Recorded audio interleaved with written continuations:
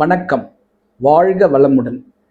மூவிரு முகங்கள் போற்றி முகம்பொழி கருணை போற்றி ஏவரும் துதிக்க நின்ற ஈராறு தோள் போற்றி காஞ்சி மாவடு வைகம் செவ்வேல் மலரடி போற்றி அண்ணான் சேவலும் மயிலும் போற்றி திருக்கைவேல் போற்றி போற்றி வெற்றிவேல் முருகனுக்கு அரோகரம்.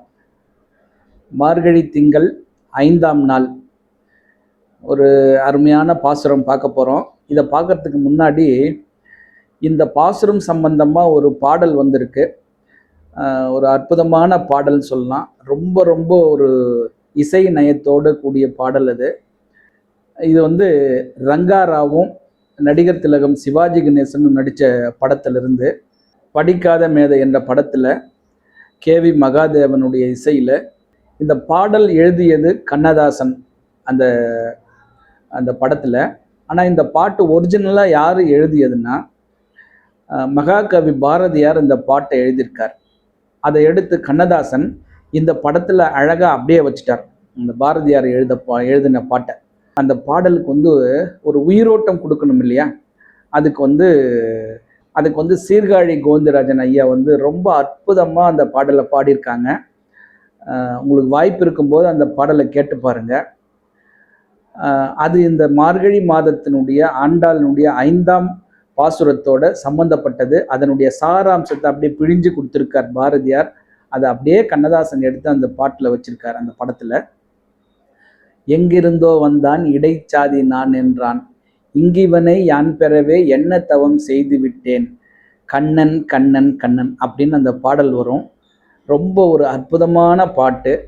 எப்பவுமே கண்ணதாசனுடைய பாடல்கள் பார்த்தீங்கன்னா கடைசியில தான் அந்த முத்தாய்ப்பான ஒரு விஷயத்தை வச்சிருப்பார்.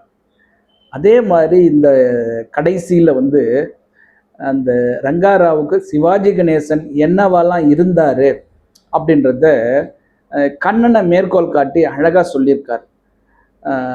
அதாவது நண்பனாய், மந்திரியாய், நல்ல ஆசானாய், பண்பிலே தெய்வமாய், அதுக்கும் மேலே பார்வையிலே சேவகனாய் அப்படின்னு சொல்லி ரொம்ப ஒரு முத்தாய்ப்பான விஷயத்தை கொண்டு வந்து எப்பவுமே கண்ணதாசன் கடைசியில் தான் வைப்பார், கடைசி சரணத்தில். ஸோ அதே மாதிரி இந்த பாடல்லையும் அதுதான் செஞ்சுருக்கார். இதை கேட்டு பாருங்க, அப்படியே உள்ளமெல்லாம் அப்படியே உருகி போகும் இந்த பாடலை கேட்டோம்னா. அப்படிப்பட்ட பாடல் எங்கிருந்து எடுக்கப்பட்டதுன்னா ஆண்டாளினுடைய 5ஆவது பாசுரத்திலிருந்து தான் அதை எடுத்திருக்காங்க.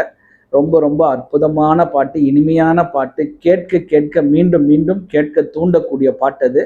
ஸோ வாய்ப்பு இருக்கிறவங்க அந்த பாட்டை கேட்டு பாருங்க.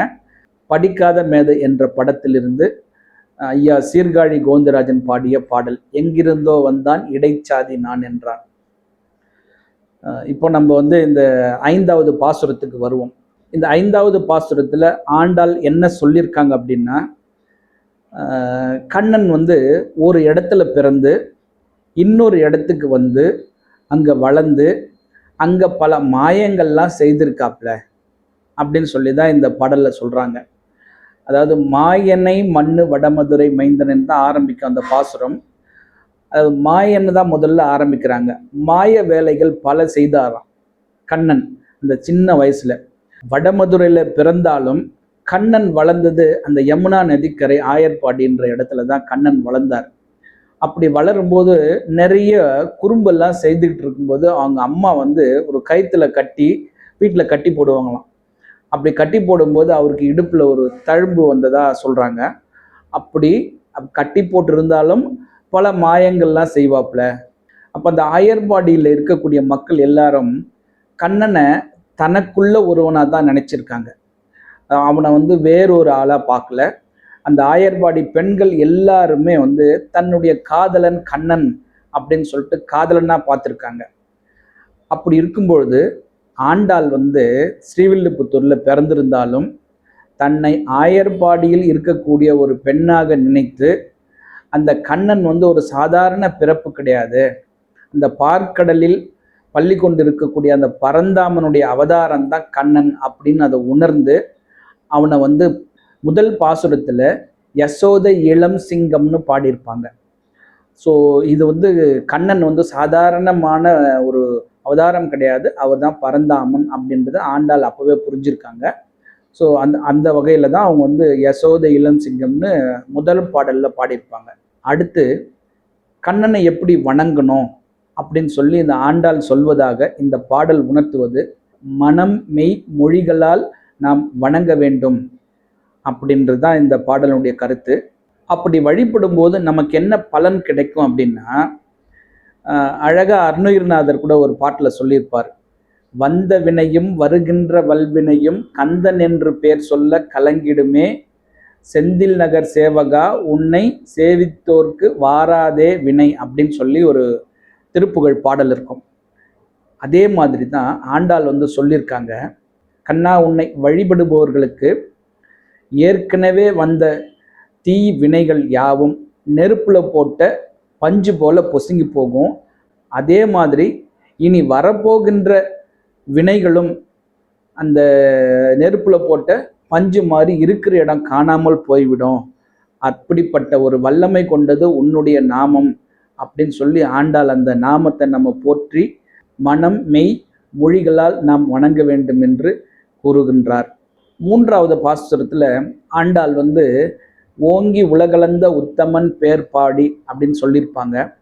அப்படி அவனுடைய நாமங்களை நாம் சொல்வதனால் நமக்கு என்ன பலன் கிடைக்கும் என்று உணர்த்திய ஆண்டாள் இந்த பாசுரத்துல அவனது திருநாமங்களை உச்சரிப்பதால் வரும் நன்மைகளை இந்த பாசுரத்துல கூறியிருக்காங்க.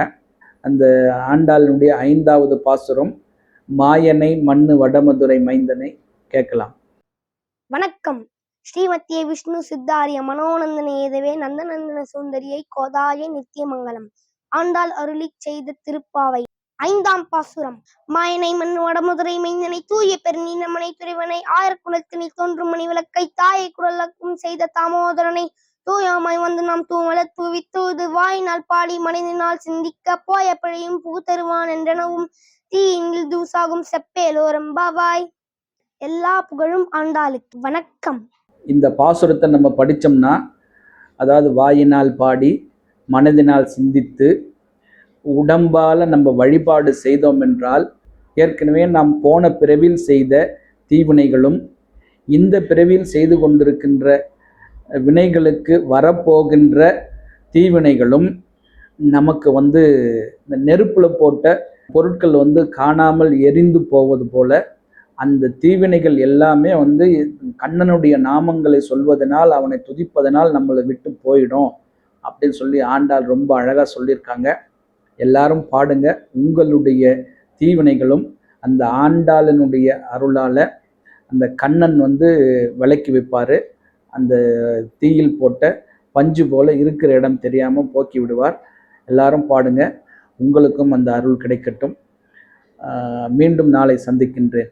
ஆறிரு தடந்தோள் வாழ்க, ஆறு முகம் வாழ்க, வெப்பை கூறுசை தனிவேல் வாழ்க, குக்குடம் வாழ்க, செவ்வேள் ஏறிய மஞ்சை வாழ்க, யானை தன் அணங்கு வாழ்க, மாறிலா வள்ளி வாழ்க, வாழ்க சீர் அடியார் எல்லாம், வெற்றிவேல் முருகனுக்கு அரோகரா. வணக்கம். வாழ்க வளமுடன், எல்லாம் செயல் கூடும்.